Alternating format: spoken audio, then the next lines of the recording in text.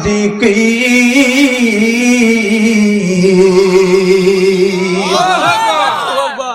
আল্লাহ পাক রব্বুল আলামিন সূরাতুল বাকারা কুরআনে কারীম খুললেই পাবেন 2 নম্বর সূরা 111 নম্বর আয়াত শরীফ।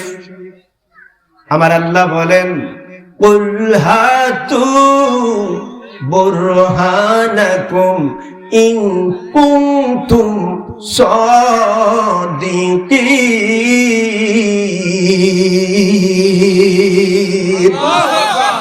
আল্লাহ বলেন, এই জগতের মুমিন মুসলমান, আছে বললে দলিল দাও, নাই বললে দলিল দাও, শিরক বললে দলিল দাও, বেদাত বললে দলিল দাও, কুফর বললে দলিল দাও, হালাল বললে দলিল দাও, হারাম বললে দলিল দাও।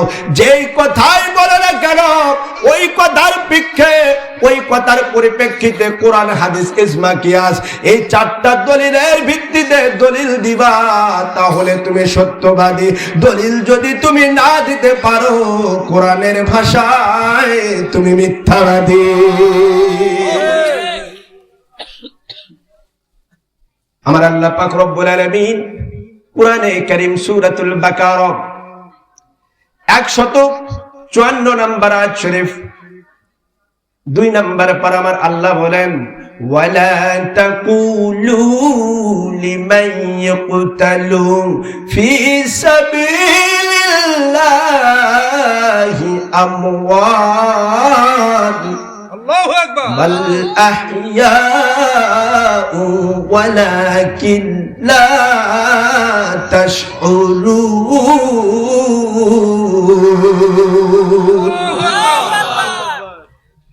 আমার আল্লাহ পাক রব্বুল আলামিন ডাক দিয়ে বলেন, এ জগতের মানুষ, যারা আমার রাস্তায় শাহাদাত বরণ করে, এদেরকে তোমরা মৃত্যু বলো না, মৃত্যু বলো না। এরা হলো সবাই জিন্দা, কিন্তু তোমরা তা বুঝতে পারো না।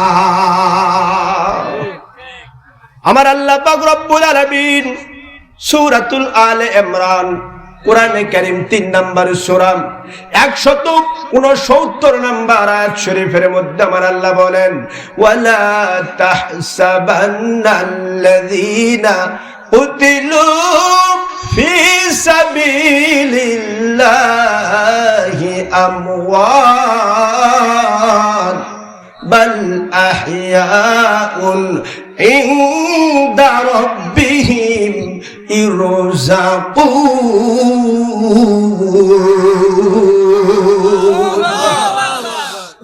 আমার আল্লাহ বলেন, হে জগতের মানুষ, যেই সমস্ত মানুষগুলো আমার পথে শাহাদাত বরণ করে, এদেরকে তোমরা মৃত্যু বলা তো দূরের কথা, এদেরকে তোমরা মৃত্যু বলে ধারণাও করো না। বাল আহইয়াউ, বরং তারা হলো জিন্দা, ইনদা রাব্বিহিম ইরযাকুন। জিন্দা হয়ে তারা কি করে? আল্লাহ পাক কত সুন্দর করে বলে দিলেন, এরা শুধু জিন্দাই নয়, এরা আল্লাহ পাকের পক্ষ থেকে রিজিক পায়। এখন খাবার খায় মরা মানুষ না বাঁচা মানুষ বাবা? তাহলে আল্লাহ বললেন ওরা আমার পক্ষ থেকে রিজিক পায়, ওরা রিজিক খায়, আর তুমি বলতেছ ওরা মাটির সাথে মরে মিশে গেছে।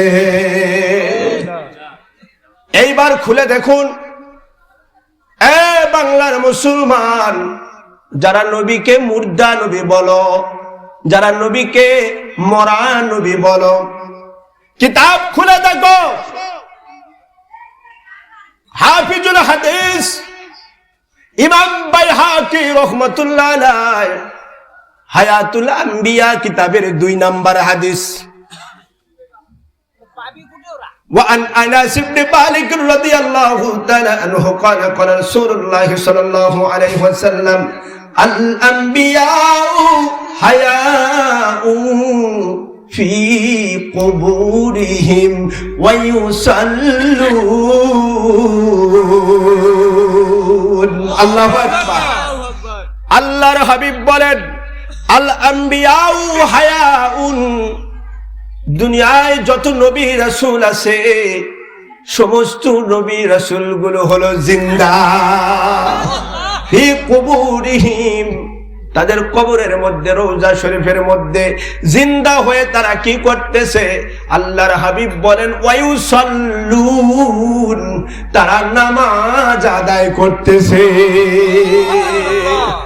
এ ওয়ায়ুসাল্লুন মুদারে সিগা, মুজারে মাজহুলে সিগা, তারা নামাজ আদায় করতেছে, করতেই থাকবে কিয়ামত পর্যন্ত। এই বাংলার ওয়াহাবি খারেজির দল যারা বলে নবী মাটির সাথে মিশে গেছে,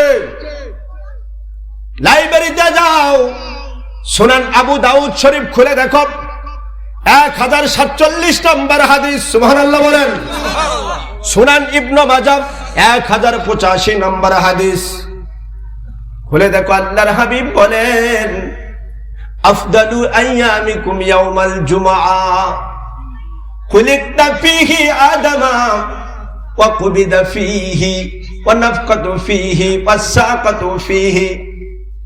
আল্লাহর হাবিব বলেন সপ্তাহের 7টা দিন, 7টা দিনের মধ্যে শ্রেষ্ঠ দিন হচ্ছে জুমার দিন।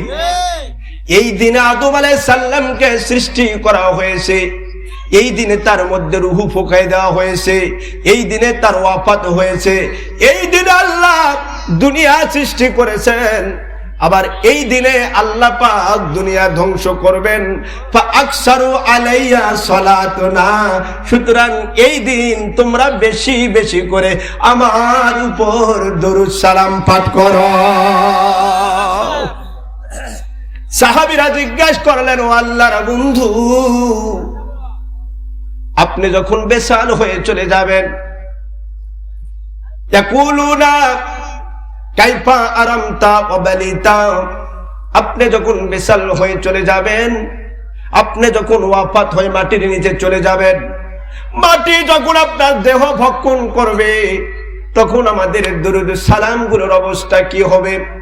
আল্লাহর হাবিব বলেন না না রে সাহাবী, না না, শুনে নাও, জেনে নাও, ইন্নাল্লাহা হারামা আন তাকুলু আজসাদাল আম্বিয়া আলাইহিস সালাম।